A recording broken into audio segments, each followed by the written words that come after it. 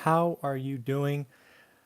Sorry, a little casual, I will admit. I was just about to go outside and do some heavy deadlifts and push-ups and maybe some double unders for a workout today, but I've gotten, I don't know, seemingly 3 or 4 emails a day the last couple of days about the evolving forbearance market. So I thought we should talk about it. I wanted to get it out now so I don't think about it and just ruin my workout. I want to make sure if I'm going to work out, I'm going to be focused, and I don't want to have a topic that's just eating at me because I'd probably shortchange my workout, which I don't want to do. So if you don't know, probably 45 days ago or so, I put out a video called The Dark Side of Forbearance. The real net of that video was, at the time, most lenders were basically giving you an easy, no questions asked 90-day or 3 months forgiveness, or sorry, forbearance, not forgiveness. At which point, the plan was on month 4, they would send you a statement saying all 4 months due now. So in theory, if your payment was $1,000, you would get 3 months at 0, and then on month 4, you would get a bill for $4,000. That has been evolving since that video came out. And now it seems like the latest twist to this forgiveness is the banks are going to create a second mortgage for the outstanding loan balance, and they will put it at 0% interest, and they will make it due after the first is paid off. So in theory, for most of us, what that means is the bank will be paid when we sell or refi our house sometime in the future, because the first and the second will be paid off. If you stay in your home seemingly forever until the first is paid off, that's when the second will come due, and you'll owe, I don't know, 3, 4, 5, 12 months of payments after that. Really what the banks are doing is they're trying to remove future risk. They remember all too well the pain of foreclosures and short sales rippling through the system for years. The last environment was single family homes I invested in. I was active. It was painful to watch. It just kept getting worse. It was kind of a 2.5, 3 year slow moving train wreck where nobody escaped unscathed. The banks now are saying, wow, let's not do that again. So essentially what they are doing now is, and again, I think they'll do this for most loans. We'll talk about where there's exceptions in a minute. But for most loans, assuming the borrowers gain gainful employment at or near their past income, they're going to sail through this just fine. I believe most banks will give a full year of forbearance, thus taking, in our early example, 1,000 times 12 or 12,000, create a second mortgage, put it on the back, make it only due after the first is paid off. And assuming that household has cured the unemployment, meaning they are employed, the mortgage will just continue going forward. So I think that will happen for most folks. So where does this fall down? Where are there questions? First and foremost, it assumes gainful employment. Not only does it assume gainful employment, it assumes gainful employment in the same area where they had their house. For example, if you were in California and you get another job, but it's out of state, probably not going to help you, right? Because you're going to have to sell. You could try to turn it into a rental and cover mortgage, that is certain. But I believe your bank will be a lot less forgivable, and your ability to get a loan in Texas is going to be hurt. And we'll talk about that in a minute because of debt service and things of that nature. Plus, I believe your credit is going to be hit regardless of what the CARES Act says.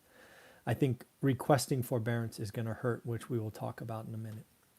The other area where this will hurt, unless the banks kind of follow suit, because right now these are all government-backed lending that they're doing this for, is in the jumbo market and in the investment market. So the jumbo market, if you don't know, right? Loans over 510 in most or in high priced areas. If you're doing $1 million homes and all of that, there's nothing in the CARES Act that says your bank has to grant forgiveness or forbearance.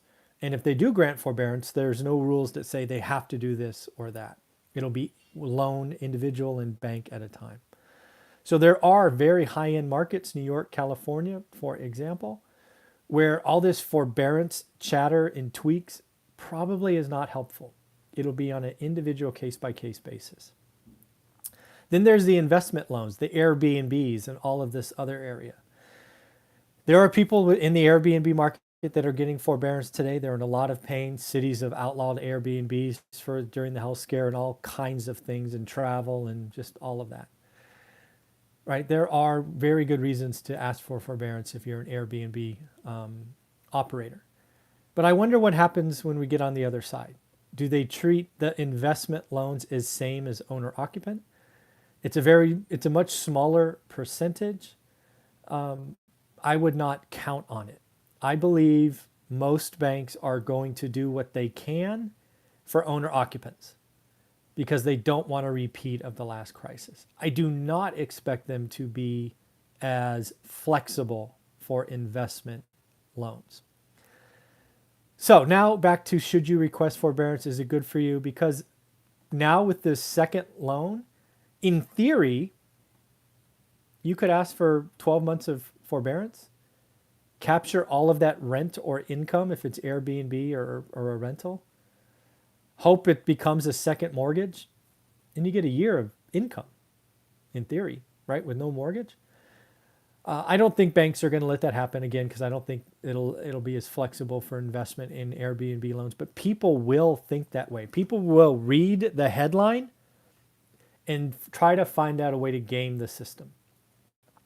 The second and probably most important thing that I am 99.9% certain of is if you are an investor and you are looking to make the next investment, if when banks run your credit and they see that you have missing months and they look at the notes that says forbearance requested,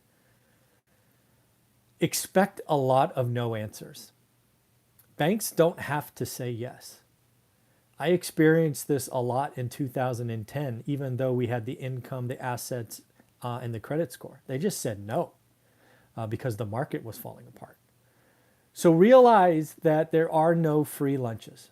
I am afraid that a lot of investors who are frankly the same people that are screaming about tenants not paying rent are going to turn around and not pay their mortgage because they see a free lunch. And I'm here to tell you there are no free lunches. We'll see.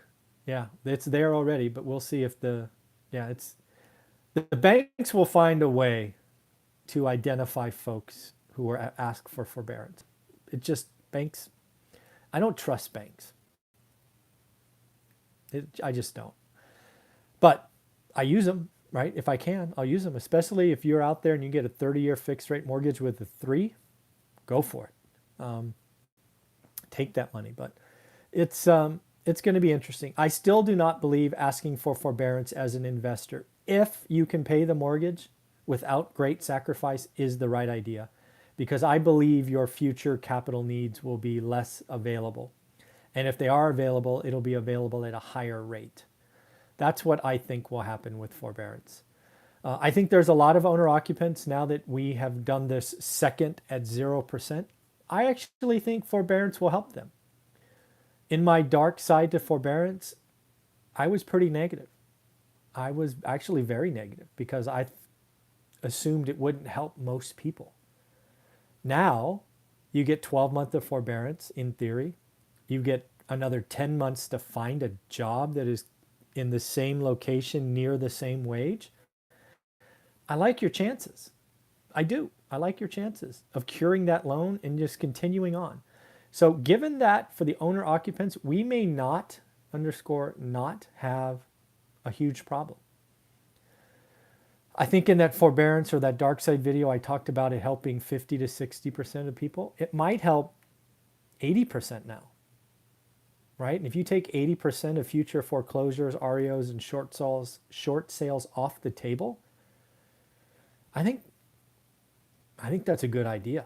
Frankly, it's a good idea, right? If you let it cure and you just work it out, there'll still be some pain. There will still be some people that have to sell because their jobs have moved or their industry is replaced or whatnot.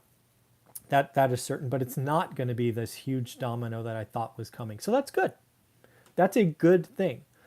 Then it goes back to what's available, and we could see price increases, frankly, because supply is so constrained. This forbearance thing is going to evolve. It is something we absolutely have to watch because if they don't handle it right, we'll see price erosion. But this second thing they're talking about at 0% pay after the first, I think it's a genius idea. Very well done. I think it'll help lots and lots of people. I think it helps 80% of the people.